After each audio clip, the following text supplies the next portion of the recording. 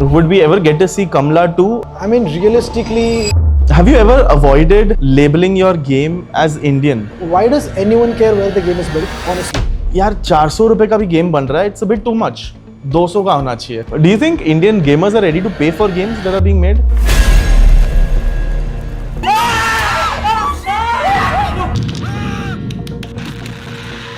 I was just pirating games thinking that was the normal thing to do, Yep. right? But apparently it's not. You have to buy games, right? If 99 people are happy, do you really want to worry about one opinion? For the industry to grow, people also have to contribute. 5 years from now, where do you see yourself? We're already doing something very interesting that I don't think people will expect. Joining us today is Shubham, founder of Mad Mantra Games, the studio that developed Kamla. And I think at this point, हम सभी ने कमला के बारे में सुना है, video clips देखे हैं, स्ट्रीमर्स को खेलते हुए देखा है, हमने खुद खेला है वो game. Would you call Kamla a success, a hit? For us, yes. For the regional audience, definitely a hit. She's on phones now. It's been like 6 months now. Yeah. Since the mobile port went live. So yes, we're close to 20 million downloads. We'll hit this week. It is doing great numbers every day, and this is all the audience that came from YouTube, right? So the YouTube snowball is still rolling, and we keep getting more and more downloads, and that just. Are there people still downloading the game? Yeah, there are about 60 to 80,000 people downloading it every day, which is insane to me as well. In your entire journey, what was the hardest part about making Kamla? When we planned the game, it was supposed to be a small mobile game. We planned it for 3 months. We thought that, hey, this is our first project, let's not try to jump too high. So after 3 months, we had something that I thought wasn't good. And I think just figuring out a scale that works for you, especially if it's your first time. And at least for us, the technical difficulties were not that crazy because Kamla technically was not that complex. Yeah, I think understanding the scale, figuring out what the resources should be, figuring out the timelines, and one of the difficult things definitely is making sure that everyone is motivated throughout the duration, right? And throughout this time, I think we've seen a lot of games come out of India. If someone were to tell you, if video games industry in India is booming right now, would you agree or disagree? I would agree. Now that we're at IGDC, I think compared to last year, this year is way better in terms of quality of games. A lot of those last year games are still there in better quality. So that gives me hope that people are not quitting, right? That is the biggest problem with this.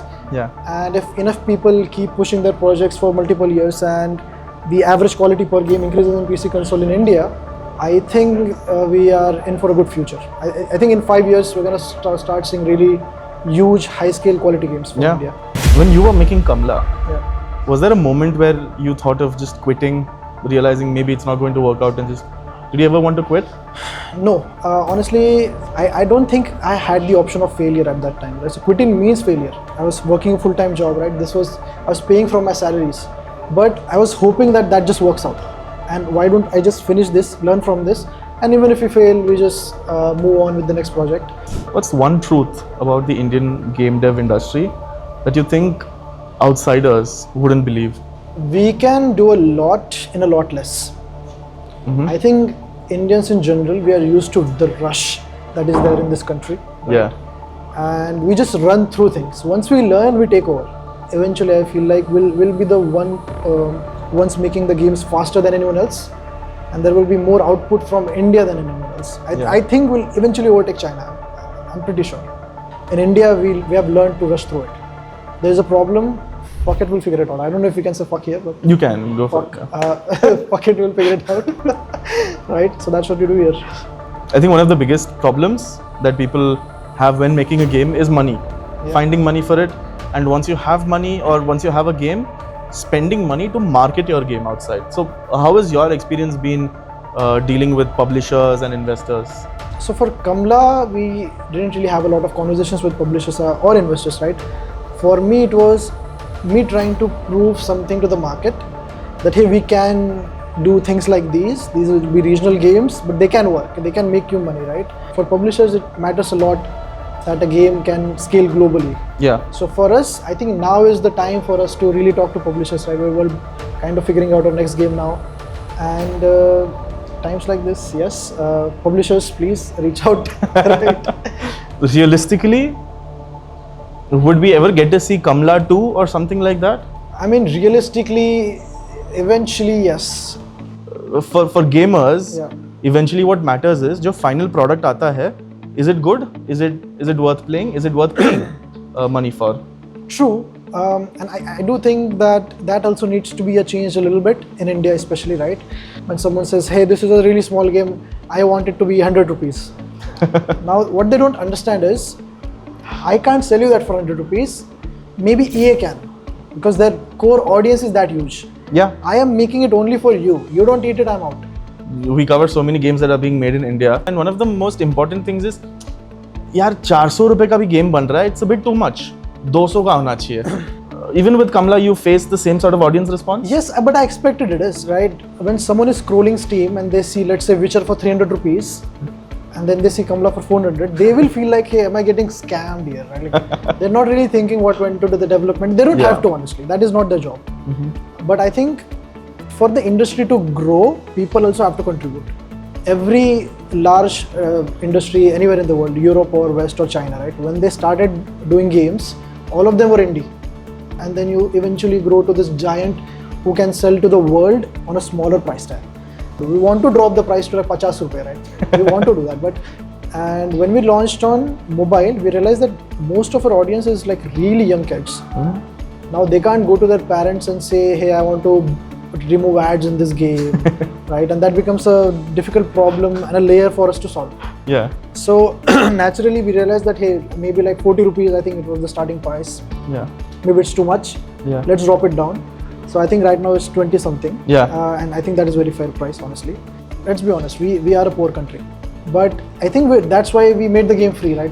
You'll have to watch some ads, but at least you can play it for free. You don't have to pay whatever 10 to 20 rupees that is there right now. There's a very makeshift jugaad wala culture in India. You know, when it comes to Kamla, did you have to jugaad your way through it?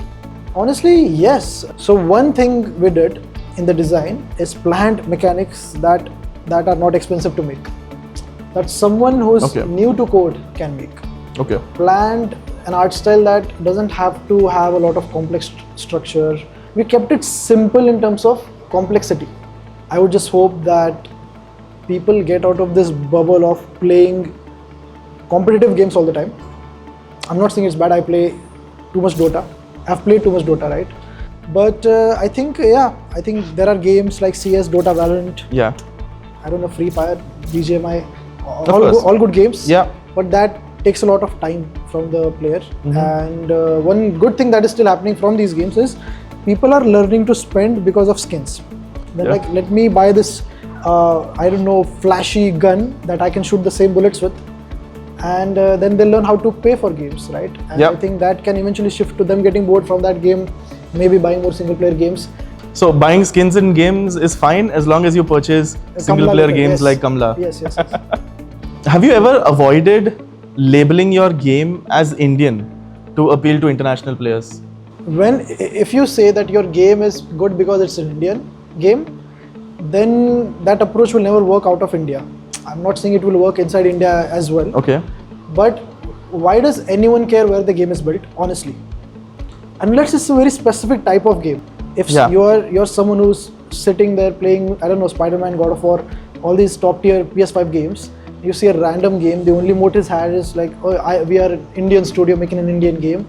Okay, next, right? That is what the response you'll get. Now in India, I think it can be a good thing. If the game is Indian, if it's an Indian theme, right? Because that organic interest can be easily collected from players. Yeah. You see that, hey, this cool game is out, let me check the trailer. And then you see it was made in China. Oh wow, Black Myth Wukong is so crazy. Yeah. You didn't call it crazy because it was made in China. It just happened to be built by China, right? And I think in general it will always be like that. Now Kamla is a game that has a lot of Indian aesthetics. What makes a game feel authentically Indian without being too stereotypical about it? That is tricky because when we talk about India, we're talking about different groups of people living together. And it's impossible not to make people unhappy, right? So how many opinions will you care about, right? If 99 people are happy, do you really want to worry about one opinion? Obviously, you want to keep things in mind that you should not intentionally do things to make fun of people. Until we have really become someone whose culture is very generic in games, like you see a lot of Japanese games. So if Japanese games are doing a lot of Japanese stuff in their games, people don't have a problem with it because they understand stuff. Yeah. it will take time for people to understand Indian content. Eventually we'll get there. For example, obviously now Kamla was not built with that in mind, but in our next game, the player is not speaking Hindi, right? And he is someone who is not Indian, let's say. Yeah. So that gives an anchor to everyone outside India to play with. Do you think Indian gamers are ready to pay for games that are being made? Not yet. But it is improving at a faster rate than even I thought a few years ago. Even me as a kid, I did not know about Steam's existence. Yeah. I was just pirating games thinking that was the normal thing to do, Yep. right? And but apparently it's not. You have to buy games, right? But do you think mobile gaming, has it been a blessing or has it been a creative trap for Indian developers? I think probably 96-97% of our core gaming audience is still on phones. So if we're talking about business, it makes complete sense for someone to just think about mobile.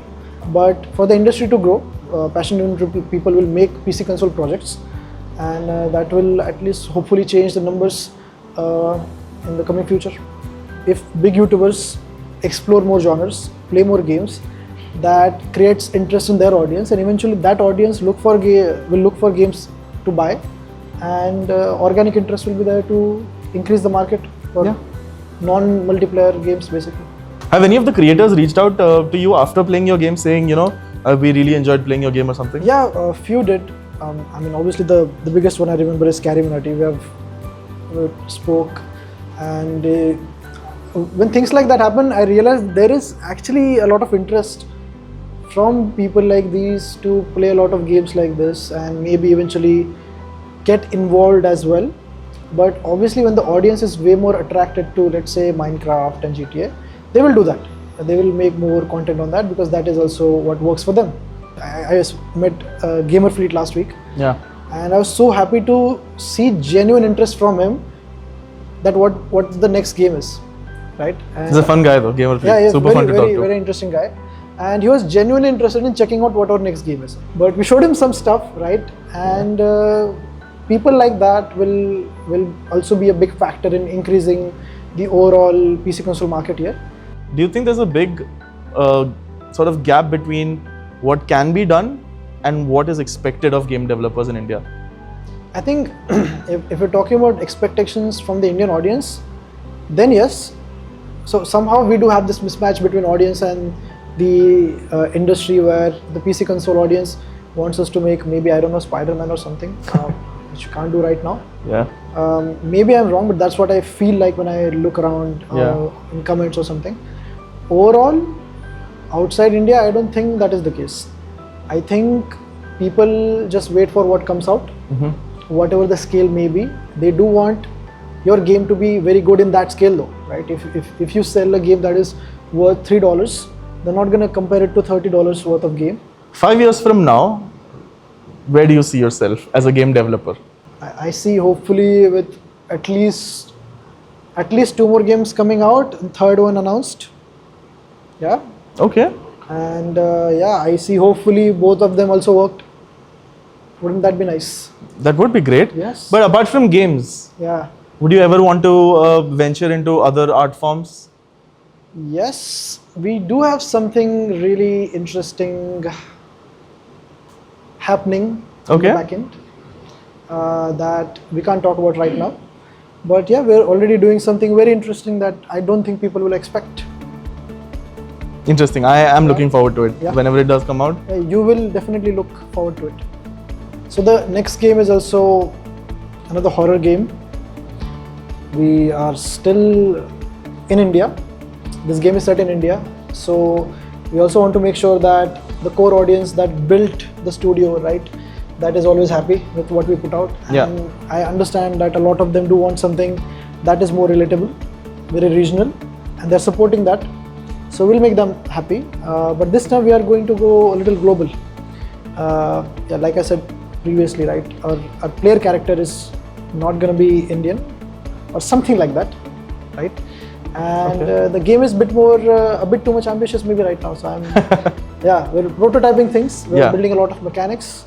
We want to make sure that we jump into it knowing that we can execute it well. In terms of scale, this is like Kamla into 3 or 4, right? So Kamla was not a very huge game, and this I think is quite realistic for us in terms of next step. So I think yeah, we're going in a direction where we just scale everything up and try to build something that is a small merger of Outlast 2 and Resident Evil 7. Is it too early to even think about if it is going to be sort of part of the Kamla IP, or are you not worried about that right now? We are yet to take a decision that will decide if it will be set in the Kamla universe or not. But that will depend on few things that you will learn about soon. Interesting. Yeah. A lot of hints have been dropped, and I can't wait to find out more about this. But it was wonderful talking to you. Yeah, thank you. We are also looking forward to what you have up your sleeve coming up next. Yeah, definitely. Thanks for having me. Yeah, thank you. Cool.